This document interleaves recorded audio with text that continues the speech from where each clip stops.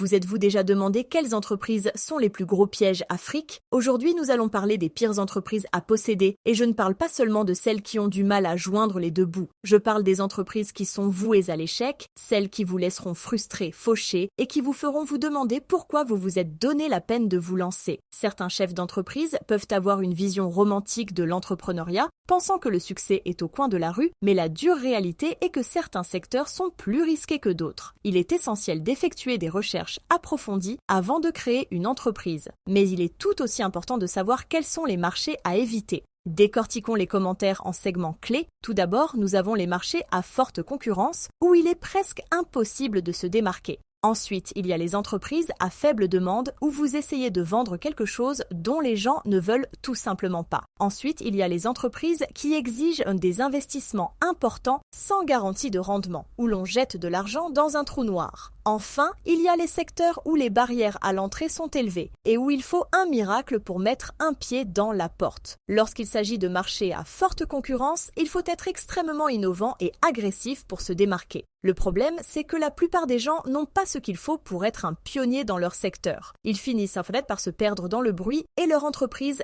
périclite. Il en va tout autrement pour les entreprises peu demandées. Vous pouvez avoir un excellent produit ou service, mais si personne n'en veut, vous êtes condamné dès le départ. Vous pouvez essayer de créer une demande, mais c'est un combat difficile. Investir dans des entreprises sans garantie de rendement, c'est comme jouer à la loterie. Vous pouvez avoir de la chance, mais les chances sont écrasantes. Vous devez être réaliste quant à vos attentes et ne pas vous laisser prendre par le battage médiatique. Les barrières élevées à l'entrée sont souvent le résultat de réglementations complexes ou de coûts de démarrage élevés. C'est comme essayer d'escalader une montagne sans matériel d'escalade, cela n'arrivera jamais. Prenons l'exemple de certaines franchises qui promettent monts et merveilles, mais qui n'offrent pas grand-chose. Leur nom de marque est peut-être accrocheur, mais leur modèle d'entreprise est fondamentalement défectueux. Ou encore les entreprises saisonnières qui ne sont rentables que quelques mois par an. Ce ne sont là que quelques exemples d'entreprises qui sont des recettes pour le désastre. Certains diront qu'il est possible de réussir dans ces types d'entreprises difficiles, et ils ont raison.